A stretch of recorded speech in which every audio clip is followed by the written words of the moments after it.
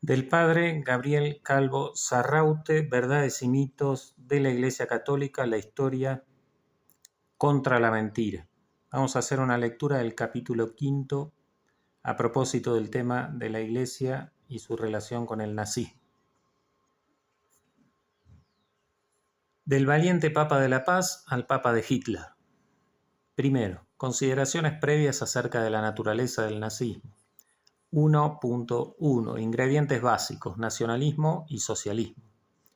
Habitualmente, a la hora de afrontar las relaciones entre la Iglesia y el Tercer Reich, se tiende a olvidar una cuestión fundamental para comprender el componente genético del mismo nazismo, y es que no nos encontramos solamente ante un movimiento político, sino ante una auténtica pseudo-religión o religión política, elijan el término que prefieran.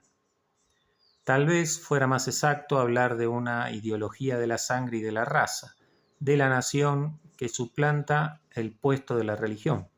He ahí el primer elemento de la ecuación, el nacionalismo anticristiano por esencia y por ello enemigo del concepto católico de patria y por extensión del patriotismo como virtud derivada del cuarto mandamiento de la ley de Dios.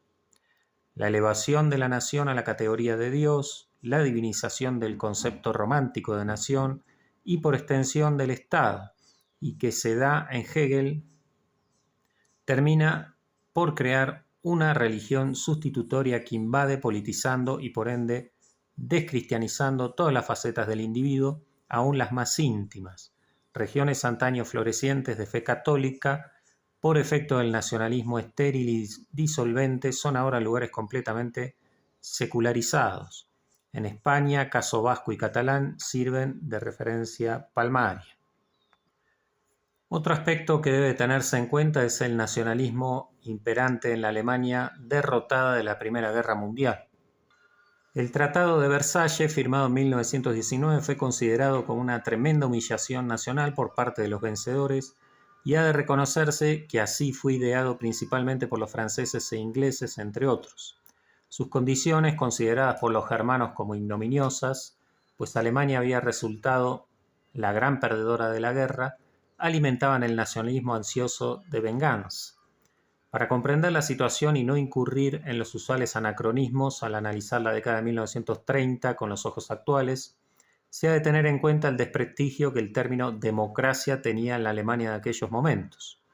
La República de Weimar, la primera democracia en tierra germana, no solo había sido un imperativo de las potencias occidentales que lo hicieron requisito indispensable para iniciar las negociaciones de paz al término de la Primera Guerra Mundial, sino que estaba considerada por una amplia mayoría como un experimento fracasado. No ha de olvidarse tampoco que democracias eran tradicionalmente los modos de gobierno de Francia e Inglaterra, precisamente las potencias que, según la opinión de la aplastante mayoría de los alemanes, los habían humillado en el Dictado de Versalles. El nacionalismo porta también el germen del totalitarismo, incluso aunque se trate de una dictadura de extrema izquierda. En los regímenes de Stalin, Chávez, Maduro o de los Castro en Cuba, la retórica nacionalista se mezcla con el discurso marxista en una llamativa simbiosis. Y esto nos conduce al segundo ingrediente del movimiento que analizamos, el socialismo. El nombre completo del movimiento es Partido Nacional Socialista Obrero Alemán. No es coincidencia que el nombre completo del país donde el comunismo, también denominado a sí mismo como marxismo-leninismo o socialismo real, se consolidara más fuera de la Unión de Repúblicas Socialistas Soviéticas. La izquierda, dueña y señora de gran parte de la historiografía occidental desde hace ya muchas décadas y que ha reescrito por completo la historia, bombardea la opinión pública con el término popular y abreviado de nazismo, eludiendo sistemáticamente el propio, histórico y real de nacionalsocialismo. No se trata simplemente de la utilización inofensiva de un término más coloquial y breve en lugar del otro más largo y por lo tanto más tedioso. Detrás de ese término no se encuentra una inocente práctica y sana razón de economía lingüística, sino toda una intencionalidad ideológica de tergiversación histórica. Al finalizar la Segunda Guerra Mundial, la poderosa maquinaria de propaganda de la Unión Soviética hizo posible la desaparición casi total del término nacionalsocialismo, pues se persigue borrar cualquier signo de izquierdismo en el movimiento que fundara Adolf Hitler, transformándolo simplemente en un fascismo alemán. No deja de ser gracioso que por orden del régimen soviético el nacionalsocialismo de Hitler nunca hubiera existido. No es posible imaginar cuánto hubiera disfrutado en su vanidad Benito Mussolini de haber sobrevivido. Nada menos que tener a Hitler entre sus discípulos y seguidores de su doctrina, con la admiración servil que Mussolini sentía hacia el Führer y sus logros.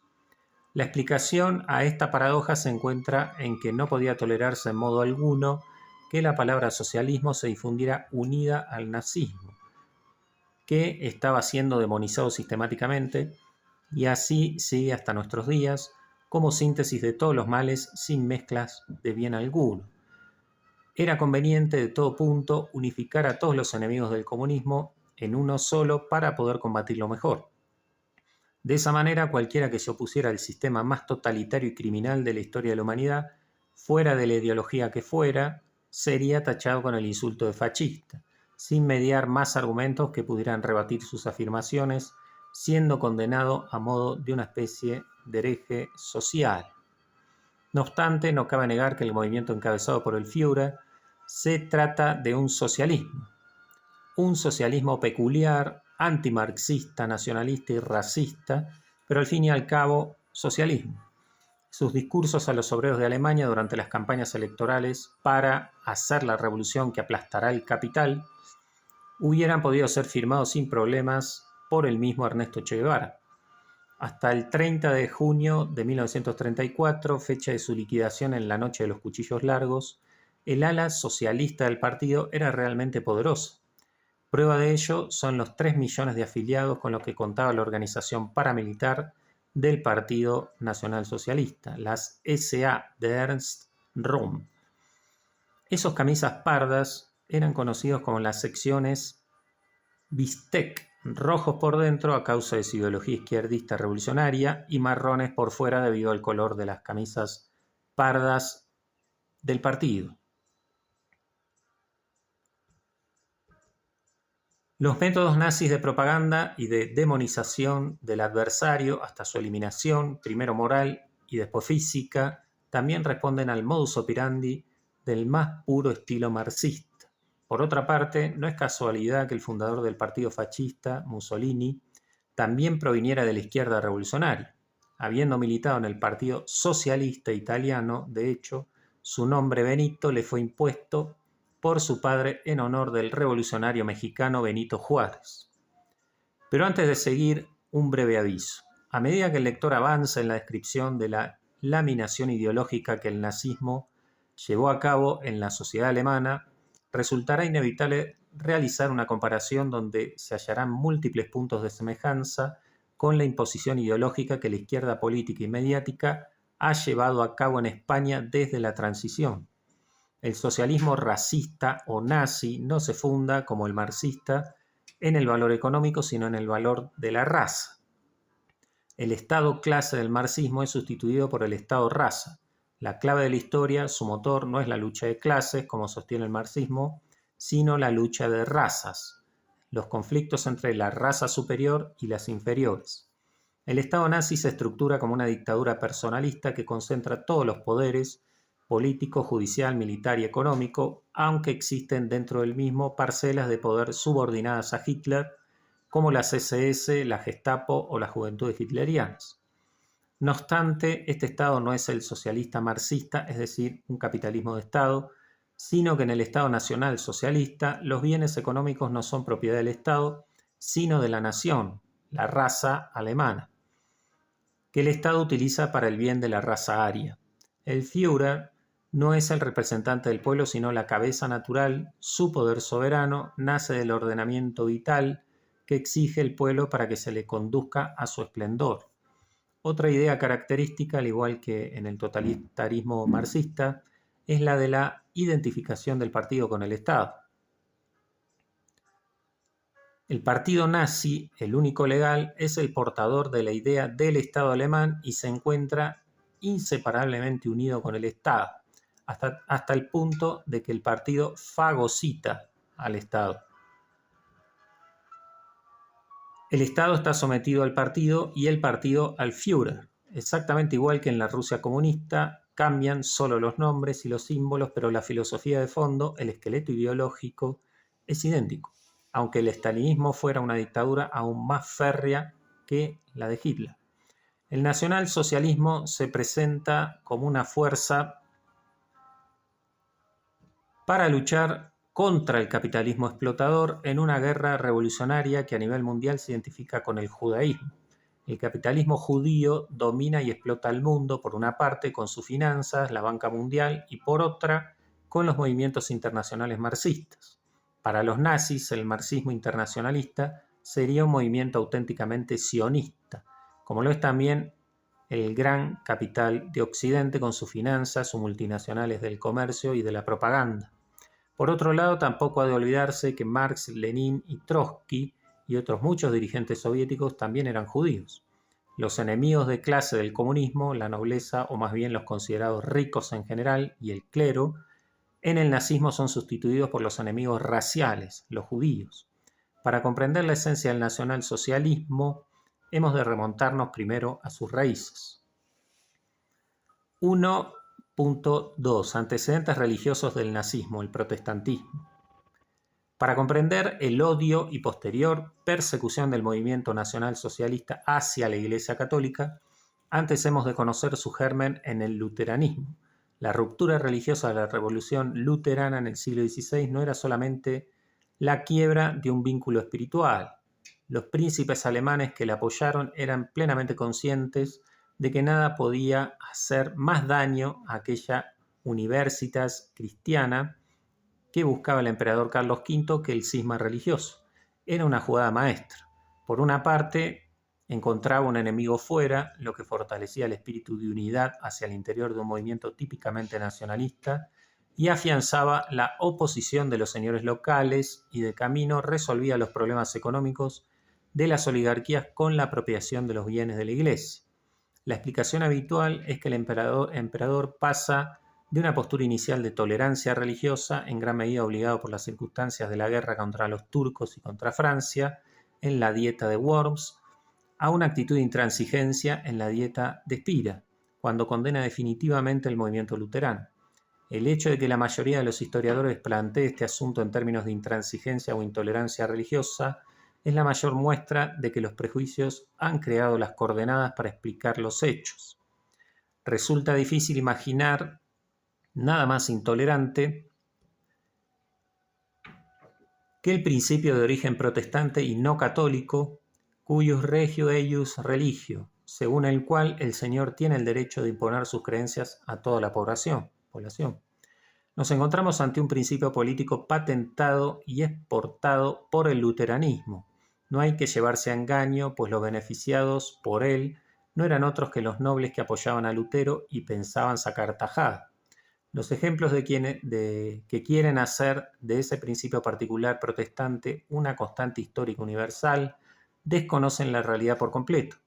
Eso sucede incluso en el campo católico, donde la enseñanza tradicional de la Iglesia acerca de la confesionalidad católica del Estado fue repudiada y abandonada en el Concilio Vaticano II, con un documento donde al final Pablo VI se vio obligado a añadir una nota al inicio para salvaguardar aparentemente la doctrina católica tradicional, mientras era inmediatamente contradicha por el resto del documento.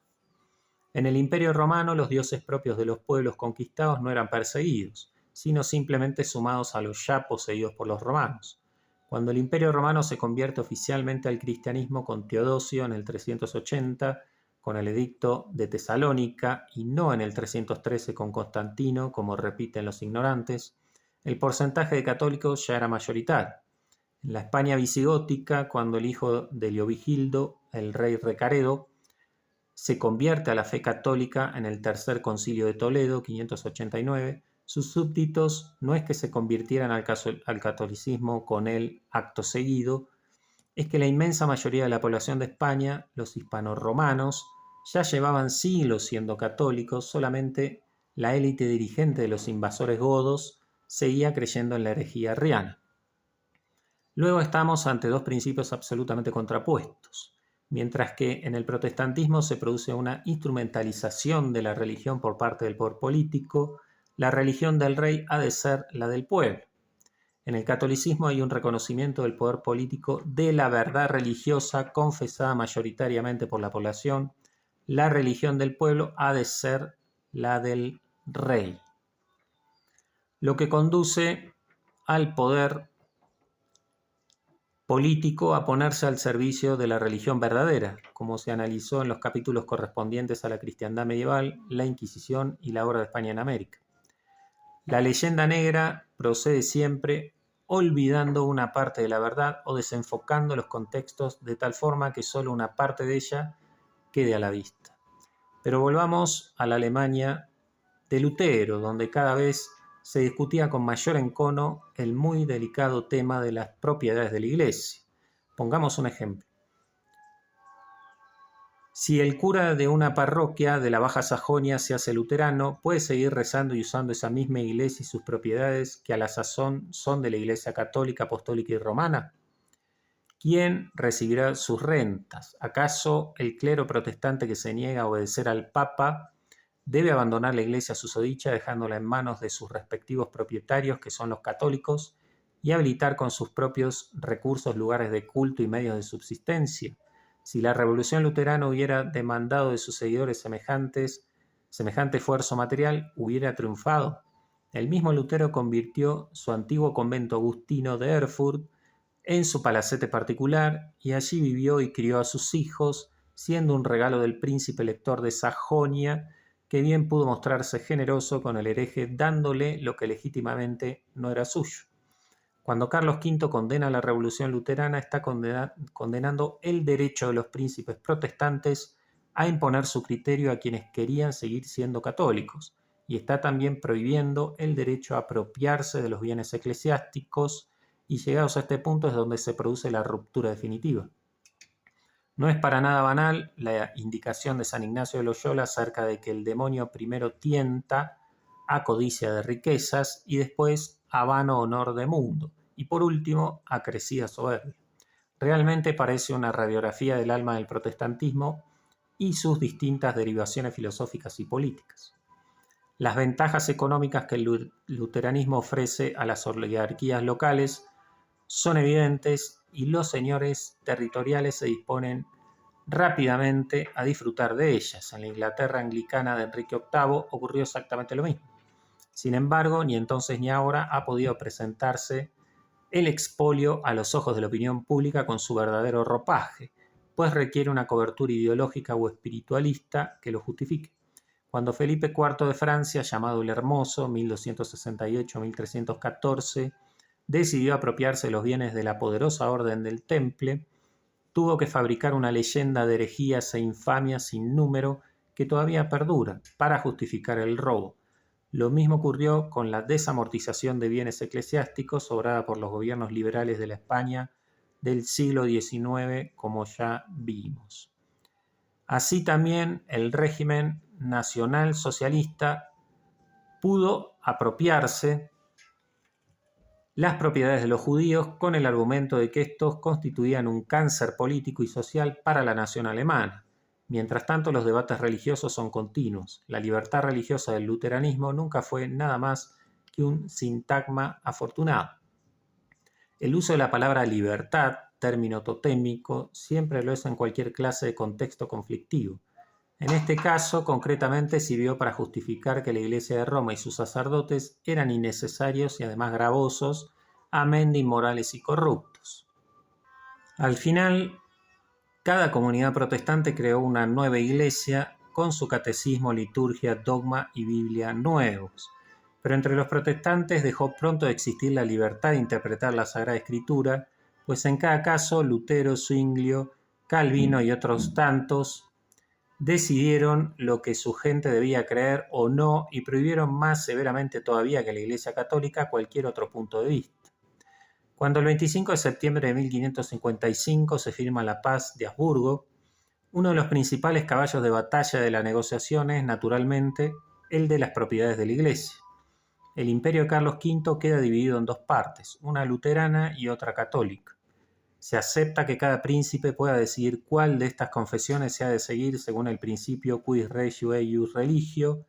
Solo la profundidad de los prejuicios inveterados ha hecho que la paz de Augsburgo pasara a la historia como una victoria de la tolerancia religiosa, pues en el territorio luterano las facciones calvinistas y anabaptistas fueron proscritas inmediatamente.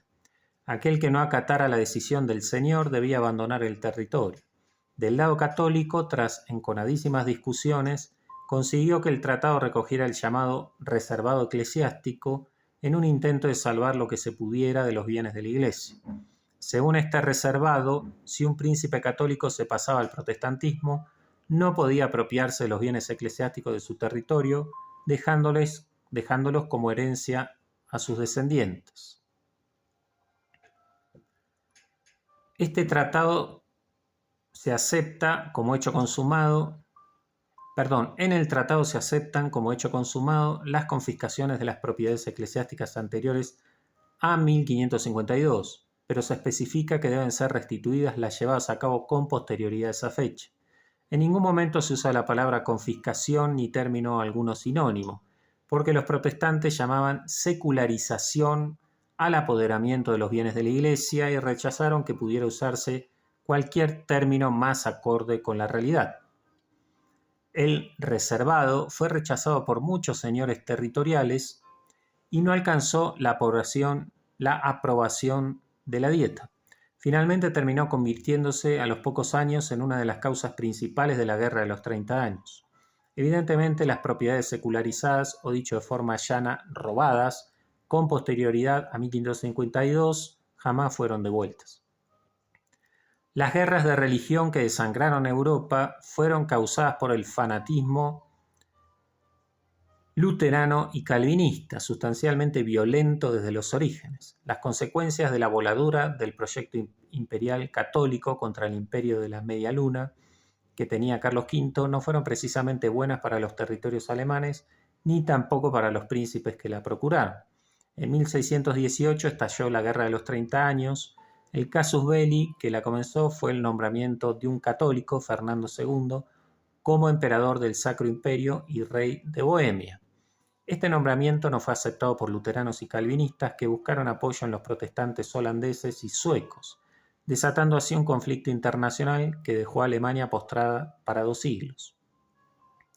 El país quedó dividido en más de 300 estados, lo que tuvo como consecuencia un largo periodo de estancamiento económico y un grave retroceso del que los germanos no lograron salir hasta la segunda mitad del siglo XIX con la unificación tardía de la nación. Francia, aun siendo católica, se alió en la segunda fase del conflicto con las potencias protestantes para aniquilar al Imperio español. La guerra produjo en Alemania una devastación sin precedentes, a la que se sumaron hambrunas y epidemias que diezmaron a la población y llevaron a la bancarrota a todos los países contendientes. La población del Sacro Imperio se redujo un 30% y en algunos territorios como Brandeburgo incluso hasta un 50%. La población masculina de toda Alemania descendió a la mitad e hizo falta más de un siglo para recuperar los niveles demográficos anteriores a 1648. La destrucción provocada por la penetración de los ejércitos suecos protestantes, que recuperaron todo el territorio de Dinamarca y se apoderaron de una parte del norte de Alemania, fue espectacular. Redujeron a cenizas 2.000 castillos y fortalezas, 18.000 villas y 1.500 pueblos. 1.3. Humanismo nacionalista e imprenta se alían para la propaganda. Es la influencia de la élite intelectual la que añade germánico a la vieja denominación de Sacro Imperio Romano en el siglo XV. Una de las razones, y no la menor, que impulsó el agresivo nacionalismo de la clase ilustrada alemana fue el desprecio con que los humanistas italianos trataban todo lo germánico. Para ellos, los alemanes siempre habían sido unos bárbaros analfabetos y si ahora lo eran un poco menos, se debía a que los italianos, descendientes directos de los romanos según ellos, les habían enseñado algunas nociones útiles. No olvidemos que la leyenda negra antiespañola comienza en Italia y que la visión negativa que los humanistas italianos tienen hacia España no es una excepción, sino más bien la norma de conducta de una xenofobia generalizada.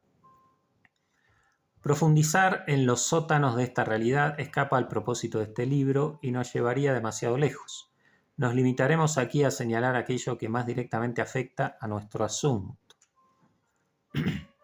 El hombre medieval entendía que su mundo era una continuidad del Imperio Romano y no pensaba que vivía en una época diferente. Así, Alfonso X el Sabio habla del caballero de su tiempo y del caballero de las legiones romanas como si fueran la misma realidad. De este modo se representa a Alejandro Magno y a Escipión el Africano con vestidos a la usanza medieval.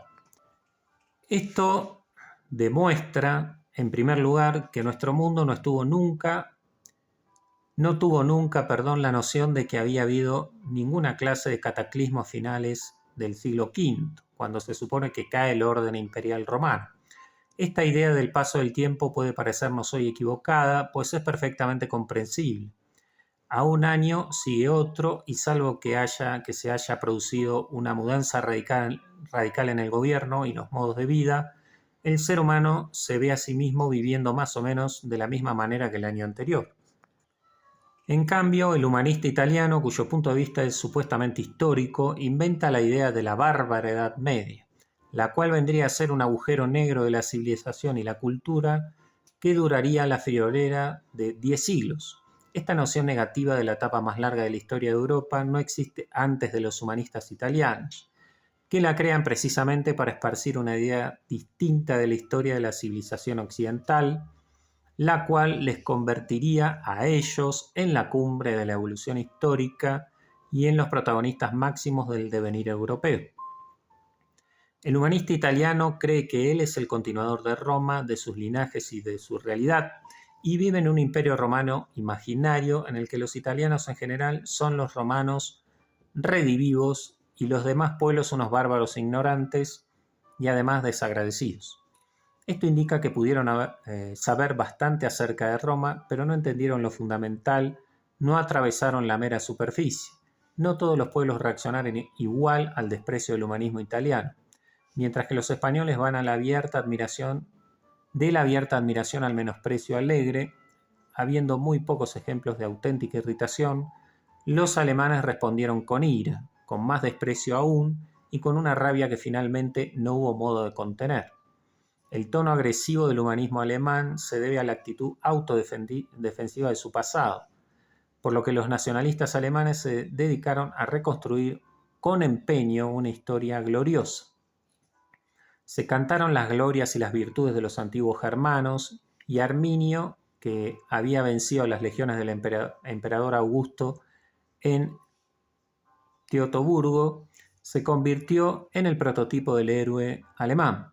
Más tarde será el mismo Lutero el que, representado en los grabados, especialmente de Lucas Cranach, el Viejo, será presentado como el campeón del nacionalismo germánico, el macho alfa alemán, frente a los débiles y afeminados latinos. El nacionalismo sostuvo que fueron los antiguos druidas, en la época anterior a Augusto, los que habían introducido en Germania el monoteísmo, el derecho y la propiedad privada, la agricultura y la ganadería. Alemania, pues, no le debía nada a Roma. Lutero emplea los términos románico, latino, italiano como sinónimos de mentiroso, inmoral, malvado y extranjero, pues los italianos eran la gente del sur con la que los alemanes tenían más trato. Estos términos peyorativos comenzaron también a emplearse contra los españoles cuando apareció en el horizonte alemán Carlos V al ser nombrado emperador en 1520. La propaganda protestante, ayudada decisivamente por la imprenta, se dispersó por toda Europa y abrió caminos a la nueva religión de Lutero y a sus prejuicios en modos que nunca en el siglo XVI se habían visto. No es que el mayor número de imprentas hiciera triunfar la propaganda protestante, sino que la propaganda protestante hizo triunfar a las imprentas y provocó un crecimiento grande de este novedoso sector que encontró un mercado inesperado que en el bando católico no existía. Los procedimientos propagandísticos son inéditos y enteramente creación del luteranismo. Alcanzaron una virulencia ofensiva sin parangón hasta el momento. La imprenta pone de manifiesto el poder taumatúrgico de las imágenes y Lutero es el primero en comprender que un uso eficaz de este medio es esencial para triunfar. Él solo produjo 3.183 panfletos solo hasta 1530, pero Lutero siguió escribiendo hasta su muerte en 1546. Son panfletos llenos de insultos, calumnias, junto a dibujos y palabras soeces, justificando este estilo por Lutero al estar dirigidos al pueblo. El uso de las imágenes será decisivo en todos los frentes de propaganda y servirá para levantar el mito de la Inquisición y vincular la intolerancia, crueldad y barbarie al nombre del catolicismo en general y de España en particular. De manera paralela, este es el momento de traer a colación la extraordinaria maquinaria propagandística del partido nazi desde su creación, y es que las casualidades no existen. El humanismo alemán había aprendido del italiano que los españoles eran racialmente impuros debido a su contaminación semita, tesis también sostenida por todos los jerarcas nazis, y esta es la primera acusación que se les hace cuando en los años 20 del siglo XVI comienza a aparecer la propaganda anti-española mezclada con la anticatólica. Lutero era profundamente antisemita y encontró en este punto uno de sus temas favoritos. 1.4. Lutero, el primer nazi. Nacionalismo, violencia, antisemitismo. Otro punto sobre el que se ha guardado un riguroso silencio y que colaboró no poco al triunfo del movimiento hitleriano en el mundo protestante es el antisemitismo furibundo del mismo Lutero. Pero antes vamos a tratar primero de su violencia. La predicación de Lutero vino acompañada de desórdenes públicos que fueron en aumento, hasta tal punto que en 1524 estalló lo que se conoce como la Guerra de los Campesinos, que fue hasta la Revolución Francesa la revuelta popular más importante que ha habido en Europa. Duró 2 años aproximadamente y se levantaron 300.000 campesinos, de los que murieron 130.000. El fraile Agustino se asustó por la magnitud que llegó a tener el conflicto, comprendiendo pronto que su nueva religión iría dirigida especialmente a los poderosos.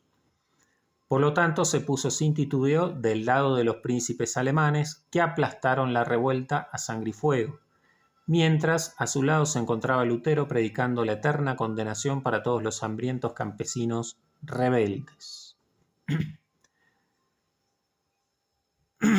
Perdón. Entonces, escribe el incendiario contra las hordas asesinas y ladronas de campesinos, texto con el que da su apoyo incondicional a los señores alemanes, por lo que le recompensarán muy bien, condenando toda forma de rebeldía venida de los de abajo contra los de arriba. Abre comillas, contra las hordas asesinas y ladronas, mojo mi pluma en sangre. Sus integrantes deben ser aniquilados, estrangulados, apuñalados en secreto o públicamente, como se mata a los perros rabiosos. Cierra comillas. Lo bueno de Lutero es que escribió todo lo que pensaba y las pruebas documentales están ahí. Contrafacta, no argumenta. No es superfluo traer a colación algunas de sus declaraciones más antisemitas, ya que el antisemitismo es uno de los ingredientes fundamentales de la cosmovisión nazi. La principal obra de Lutero sobre los judíos es Sobre los judíos y sus mentiras, escrita en 1543, donde encontramos afirmaciones de este calibre. Abre comillas. Los judíos son un pueblo abyecto y despreciable, es decir, no es el pueblo de Dios, y su jactancia de linaje, su circuncisión y su ley deben considerarse sucios. Están manchados por las heces del diablo, en las que se revuelcan, como cerdos. Cierra comillas. Vuelve a abrir comillas. La sinagoga es una ramera incorregible, una mujerzuela impía. Cierra comillas. Lutero propugna que sus libros de oración sean destruidos y a sus rabinos se les prohíba predicar. Sus casas deben ser arrasadas y sus propiedades y dinero confiscados. No se les debe mostrar ninguna piedad ni misericordia, ni tampoco facilitarles protección legal alguna. Estos infectos gusanos venenosos deben prepararse para el trabajo forzado o la exclusión definitiva.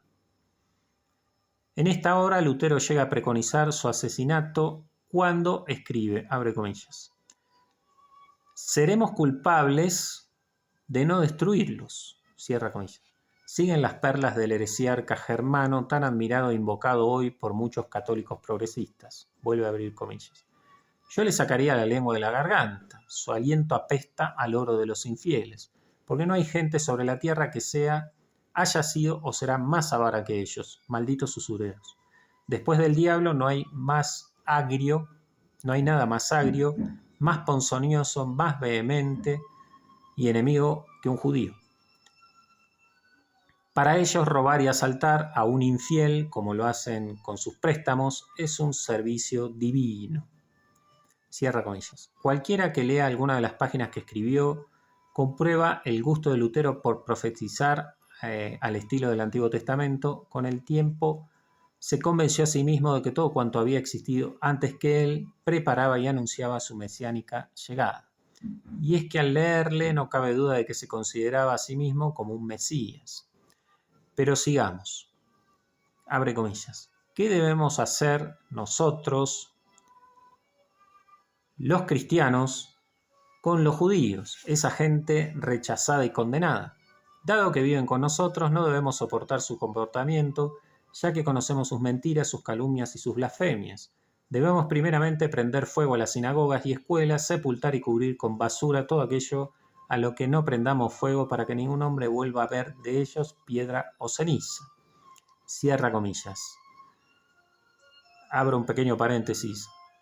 Hay ecos acá que recuerdan el libro Mi lucha de Adolf Hitler. Continúo. Este es el hombre a quien, el año 2017, bajo el pontificado de Bergoglio, se colocó una estatua en la sala Pablo VI del Vaticano. Se hizo un sello conmemorativo y un organismo vaticano lo definió en un documento como testigo del Evangelio. Sin embargo, parece que los imperativos de la realidad no hacen mella en los que se empeñan en negar la evidente protestantización de la Iglesia Católica a raíz del Vaticano II. Algunos historiadores del nazismo no han querido ocultar que estos textos del hereje alemán sirvieran a los nacionalsocialistas para justificar el genocidio judío.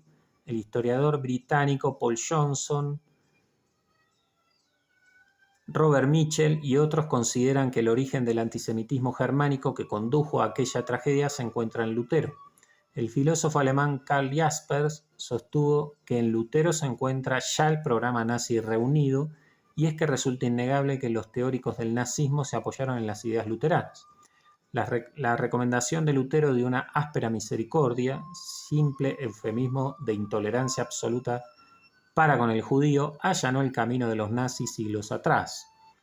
El odio de Lutero hacia el catolicismo es una extensión de su odio hacia el judaísmo. De ahí que en la hoja de ruta hitleriana los siguientes en caer después de los hebreos hubieran sido los católicos.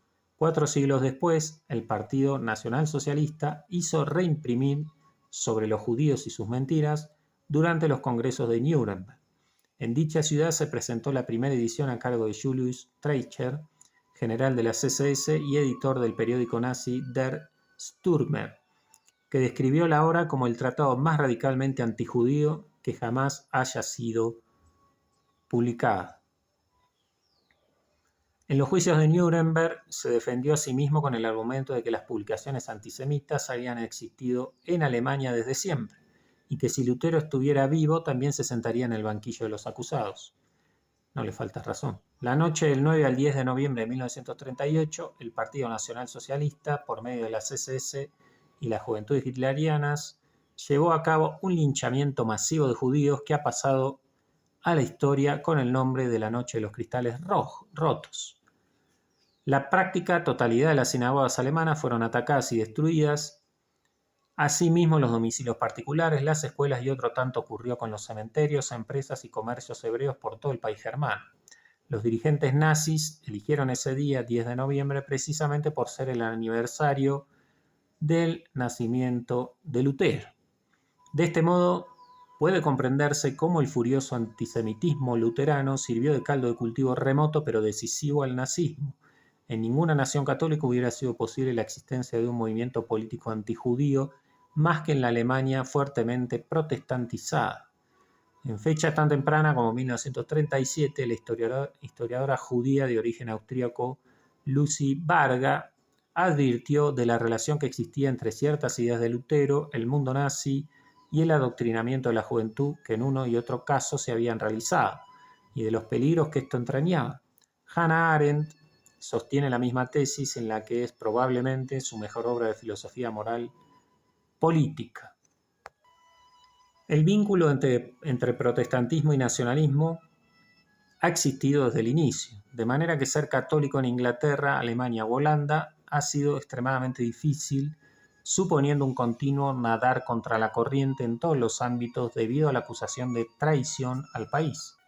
Y esto no sucedía solo en los siglos XVI o XVII, sino que es una situación que se ha prolongado a lo largo del tiempo y ha llegado perfectamente viva hasta el siglo XX. En la década de 1870, los católicos eran el 36% de la población del Reich alemán. La intolerancia religiosa respecto a ellos culminó con la llamada Kulturkampf, la lucha cultural. Esta palabra designa la política aplicada por el canciller Otto von Bismarck contra los católicos, que se manifestó en leyes discriminatorias y la persecución y expulsión de los obispos y sacerdotes junto a los religiosos. Un sentimiento de histeria colectiva contra el clero sacudió toda Alemania. Con la cobertura de las leyes anticatólicas, la mitad de los obispos prusianos acabaron en prisión o tuvieron que exiliarse. Un tercio de los monasterios se vieron obligados a cerrar sus puertas. En torno a 1800 párrocos fueron a prisión o expulsados y miles de personas terminaron en la cárcel por ayudar a los sacerdotes. La población católica vivía segregada en distritos rurales o en barrios periféricos de grandes ciudades y su nivel económico, por lo general, era más bajo que el de los protestantes, pues la mayor parte eran campesinos y obreros. En 1870 fundaron el Partido del Zentrum, y aunque apoyaban la unificación y la mayor parte de las políticas de Bismarck, el canciller estaba convencido de que los católicos constituían un obstáculo para la reunificación y el engrandecimiento de Alemania. Durante el siglo XIX, la fe católica se había revitalizado en los territorios alemanes gracias a la labor apostólica de las órdenes religiosas, especialmente de los jesuitas, aunque estaba expresamente prohibida cualquier forma de proselitismo. Muchos protestantes frecuentaban las iglesias de los católicos y hasta el heredero del trono, Federico III, con el beneplácito de su padre, gustaba de ir al templo católico y asistir a la Santa Misa, aunque sin cambiar oficialmente de religión. La respuesta protestante a este reavivarse de la religión católica fue contundente. Para los protestantes, la Revolución Luterana ocupó un papel fundacional y se presentó como el hecho crucial que había marcado una nueva época y que definía la naturaleza de la verdadera historia de la nación alemana. Sin embargo, a pesar de todo, nunca ha podido acabarse totalmente con los católicos alemanes. En 2009, por primera vez, el número de católicos sobrepasó al de protestantes. El dato es irrefutable, puesto que sale de la Declaración de la Renta. En 1950 había en Alemania 42 millones de protestantes frente a 23 millones de católicos. En 2009 hay 24 millones de protestantes frente a 24,9 millones de católicos. Por lo que resulta evidente que la historia oficial, reescrita desde el auge del nacionalismo en el siglo XIX, es completamente falsa. La historia de Alemania no ha sido únicamente protestante y aún siguen en pie, a pesar de los bombardeos aliados de la Segunda Guerra Mundial, miles de hermosos templos que lo recuerdan.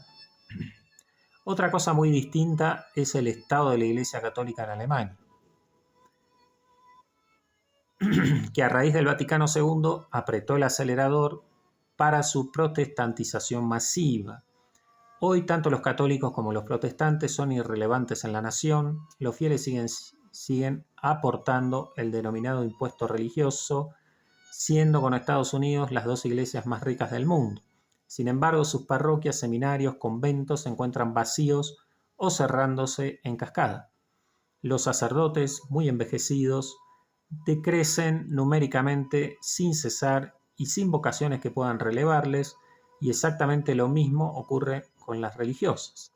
La caída en picado del protestantismo para su asimilación al mundo, lejos de escarmentar en cabeza ajena a los cardenales, obispos, sacerdotes y fieles en general de Alemania, les ha conducido a suicidarse absurdamente de la misma manera. 1.5. La filosofía y la ciencia puestas al servicio del nacionalismo racista.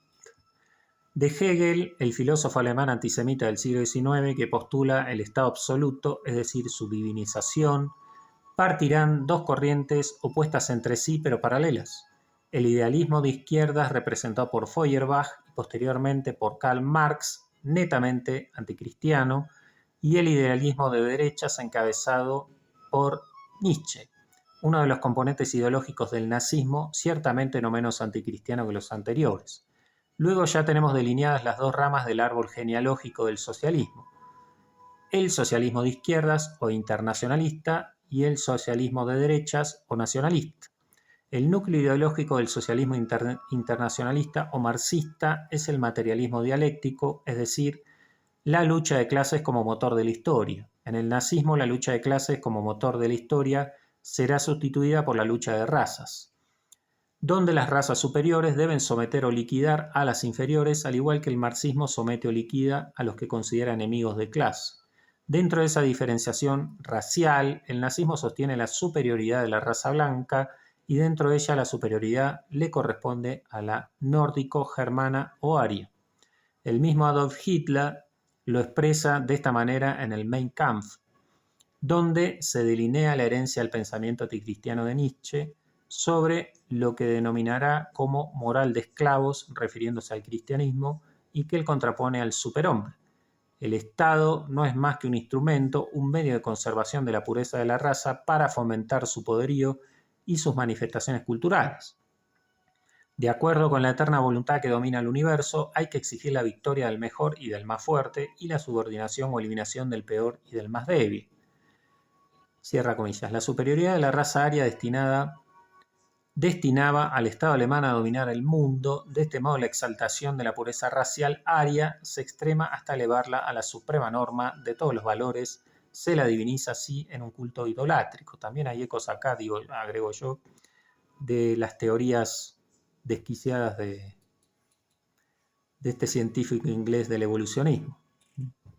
Continúo. Darwin. Como puede comprobarse en el lenguaje del Führer, resulta conocido, pues, otro de los elementos fundantes del mito de la raza superior o superhombre nazi.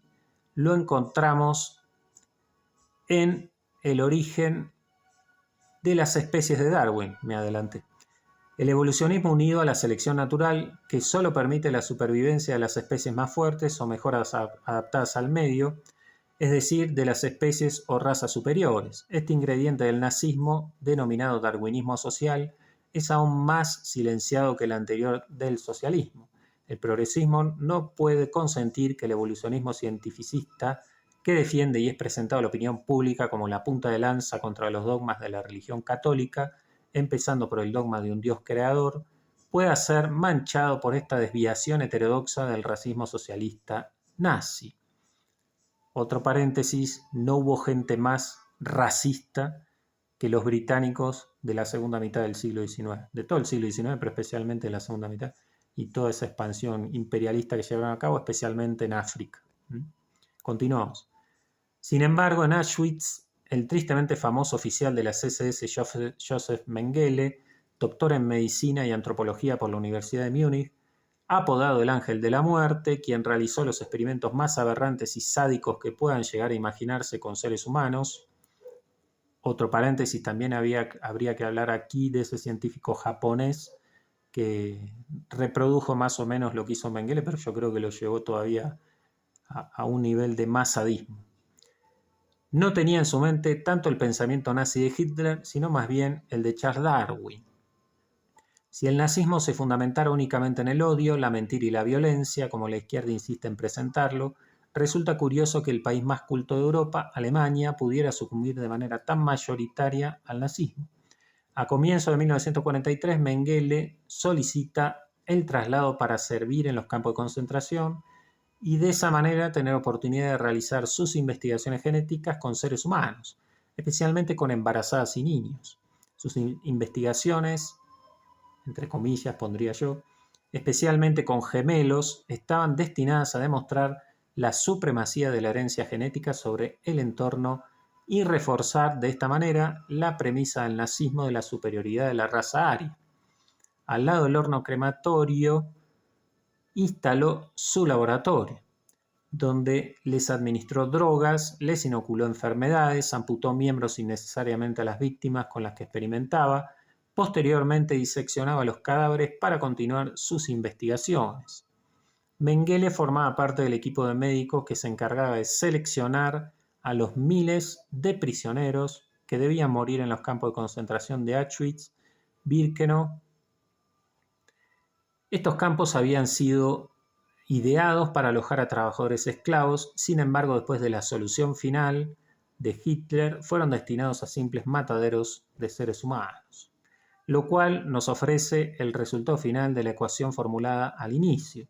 Es un dato comprobado históricamente antes y en la actualidad. El socialismo, en cualquiera de sus múltiples variantes o mutaciones, siempre causa la deshumanización de la persona tanto colectiva como individualmente. Primero entre sus enemigos para exterminarlos. Los nazis se resistían a considerar a los judíos como seres humanos, pues de lo contrario debían admitir el trato antihumano y criminal del que eran objeto. Lo mismo que los bolcheviques hicieron a sus rivales ideológicos y a sus mismos compañeros con las purgas continuas del Partido Comunista, y de ahí proviene la barbarie que se contempla no solo en los archipublicitados campos de concentración alemanes, sino también en el sistemáticamente silenciado y por ende mayoritariamente desconocido Gulag soviético. Y posteriormente entre sus mismos adeptos con el adoctrinamiento fanático al que se les somete hasta convencerles ciegamente de una ideología donde la verdad ya no depende del objeto, no existe un realismo objetivo, el ser humano no puede conocer la realidad en sí misma porque sencillamente no existe. Por consiguiente, la realidad depende únicamente del sujeto que la interpreta. Es la dictadura del relativismo, de la idea subjetiva, es decir, el idealismo o, lo que es lo mismo, la ideología. Volvemos al principio, es el diluido marxismo cultural de nuestros días con su ideología de género, es decir, la dialéctica ya no de la lucha entre clases ni entre razas, sino entre sexos. Es un claro botón de muestra de todo lo expuesto. 1.6. Religión pagana o la política elevada a la categoría de religión. El fascismo convierte a la nación, al Estado, en el máximo valor y lo justifica con la teoría monista evolucionista de Hegel, es decir, que se trata de una idolatría, pues convierte al Estado-nación en un dios. El racismo nazi hace de la raza el supremo valor, sin embargo este racismo no es hegeliano, se trata de un monismo, sí, pero no de un monismo dialéctico, sino de un monismo biológico.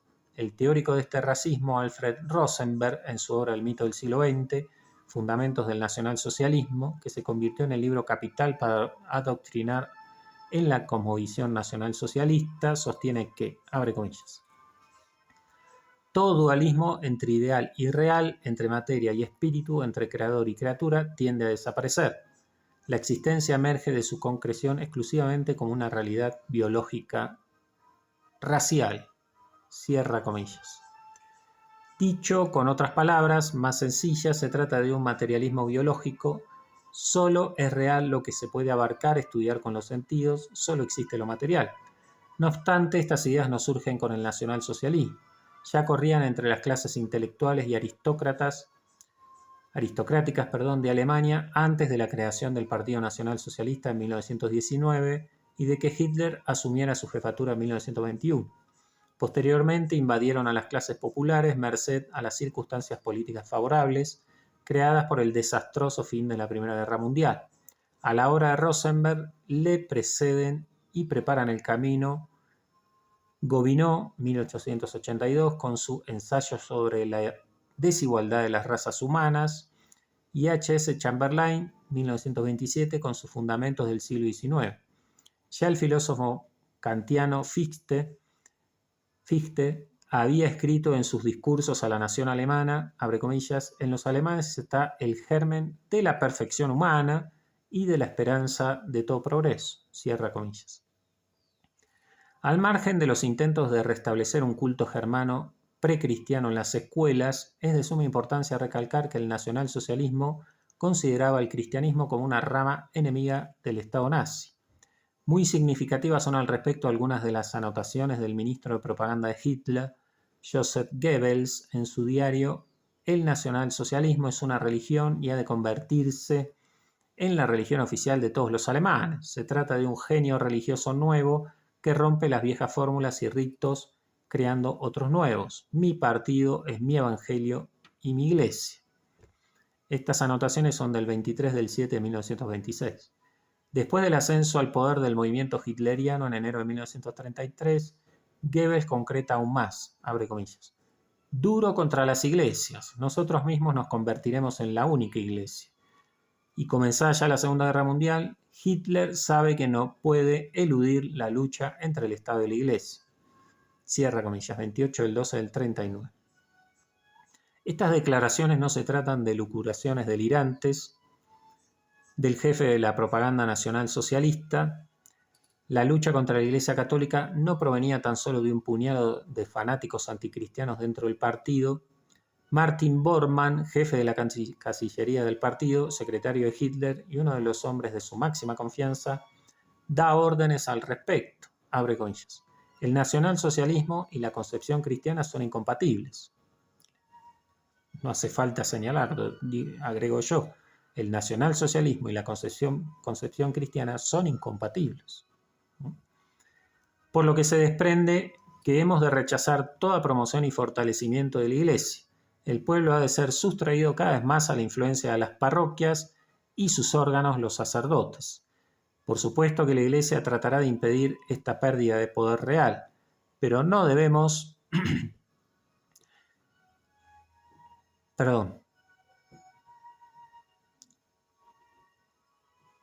Siempre causa la deshumanización. Repito esto último. Por supuesto que la Iglesia tratará de impedir esa pérdida de poder real, pero no debemos permitir que la fe cristiana vuelva a tener influencia sobre la dirección del pueblo. Tal influencia ha de romperse total y definitivamente. No es suficiente que la juventud de Alemania crezca sin la Iglesia. Debemos destruir la Iglesia por completo. El nacionalsocialismo es al cristianismo lo que el fuego al agua. 8 del 7 de 1940. La lucha del nazismo contra la Iglesia no se debía a casos aislados, sino que formaba parte de un plan previsto para realizar plenamente después de la victoria en la Guerra Mundial. Primero había que abatir a los enemigos exteriores de Alemania, después le tocaría el turno a los del interior, es decir, a los cristianos.